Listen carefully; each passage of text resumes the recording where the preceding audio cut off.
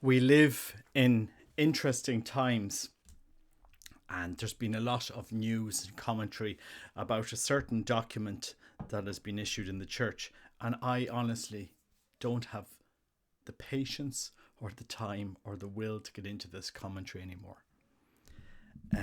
Because we have a couple of thousand bishops around the world that have done degrees in theology, that have gone through seminary formation, and if they're not able to lead, well, they can answer to God. I am just a Catholic blogger at the end of the day, a coincidental, a blogger that started blogging and really arrived to where I've arrived at today. And this is what I do in a pastime. It's purely a blog. But one thing that was coming to my mind when I'm listening to all of this debate going on in the church, very heated debate today, and it is a very heated debate that's going to start kicking off in all of the media and all of this. I want to draw people back to what we need to do as Catholics during this time. Because at the end of the day, it's 2023, and we were warned. We were told you will live through these times. Back 60 years ago in Garabandal, less and less importance would be given to the Eucharist. 60 years later, most Catholics do not believe in the Eucharist or even bother to go to Mass. Cardinals against cardinals, bishops against bishops. We read in Akita. And anyway, we have Our Lady of Medjugorje, who has been catechizing us, warning us about these times. And so we live through these times. What do I suggest that you do? Well, I'm going to introduce a kind of a slightly different way of approaching these things. And I'm going to use a symbol that many people will have seen this symbol, and you might associate certain connotations to this symbol. But before I present you this symbol, just to be careful, I'm not going down the route of anything occult. I'm just speaking about something that both St. John Paul II and Pope Benedict knew, wrote, read about, and so forth from that famous Russian Catholic author Valentin Tomberg, who died in 1973, 50 years ago. And Valentin Tomberg, his opus magnum is Meditations on the Tarot. Now, it's nothing to do with the cult or practicing the cult or anything like that, or reading tarot cards. But the imagery is very interesting, and I think it's very timely that we look at one of these images. And I'm going to hold up the Hermit. So who is the hermit, or what is the hermit? Because maybe these are the times that we meditate on exactly what the hermit is asking us to do. The hermit, a monk, desert father, has a staff, has a cloak, and has a light. And in these times, we need to clothe ourselves in Christ and to walk with that lamp and that staff in search of the truth, in search of this, in a world that is highly polarized and confused, and the debates go on. We need to be that hermit, looking, searching for the truth. And I don't know why, when I was doing this video, I was going back to my childhood. We had a large farm, a very, very large farm, across two counties here in Ireland, across Meath and Westmeath. And that farm had a very large bog area. And often as kids, we used to walk in the bog in Ireland. And anybody that's Irish know that it's not a very safe place to walk in the bog, because there are holes there.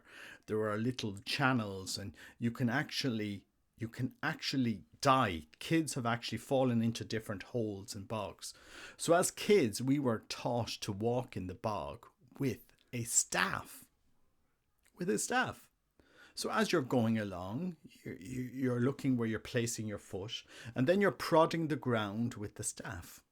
Can I take the next step? Is it safe to take? And the thing is, with this analogy, It might look like you're on firm ground until your staff hits the ground and you realize, oh, it looks okay, but my staff has gone down 2 feet into the ground. That's not a good place for me to place my foot.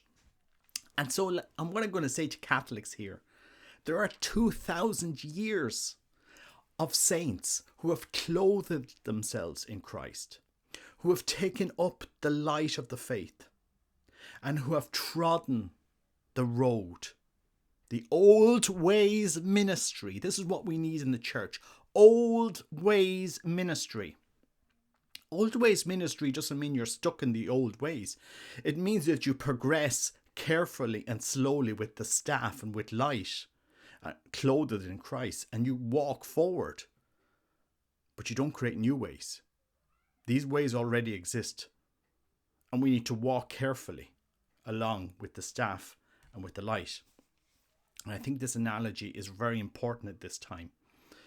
You know, we need to clothe ourselves with Christ, take up the staff and the lamp of the hermit, and walk, taking into consideration the 2,000 years of trodden ways that the saints have walked, the church fathers. So we're going right back to St. Paul, to the apostles, to what Christ said to his apostles. You know, we are created man and woman. We are created man and woman. These are truths that cannot be changed, no matter who or tries to change them, to accommodate them, to have any new ways of walking forward. Your new ways that the church sometimes, some people in the church walk, the new ways that we walk, these are new ways. That's okay. If you want to go along, try those. But we have 2,000 years of people that have walked these paths with their staff, with the light, and that leave testimony behind us of their witness of the truth. And really, that's the only message I can give to people. I know people will find it a very strange analogy. And again, I'm quoting Valentin Tomberg. I'm quoting his Opus Magnum that was read by John Paul II and Pope Benedict. We know that. There's a picture of John Paul II. And I know it creates a lot of debate when I speak about Valentin Tomberg. But he is right in calling us to use that analogy when we're walking in life. You know, I'm going to give my life to something. I'm going to give my mind to something.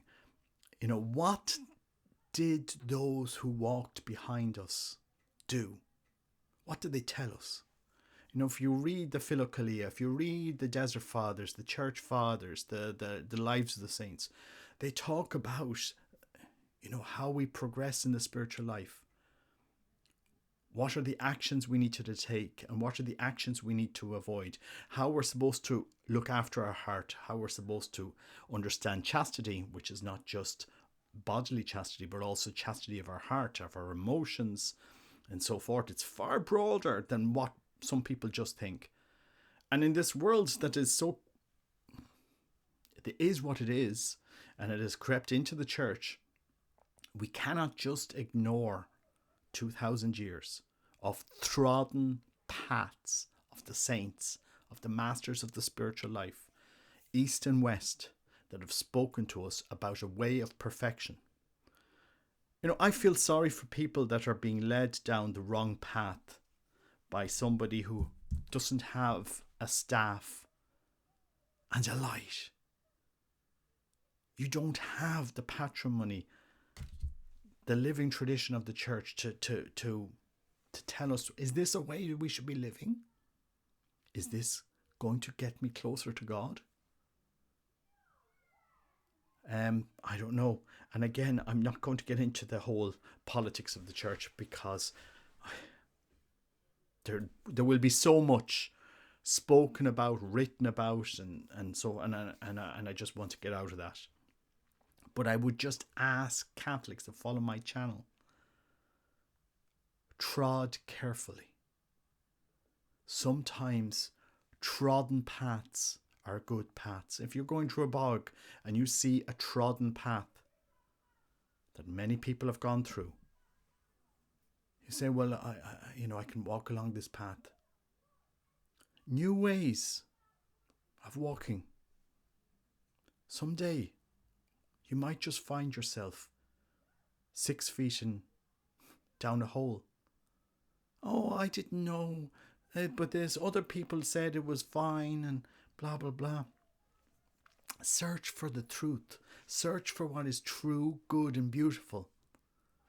Search for it. That's what you need to do. You need to take up that light. You need to be truth seekers. Truth seekers.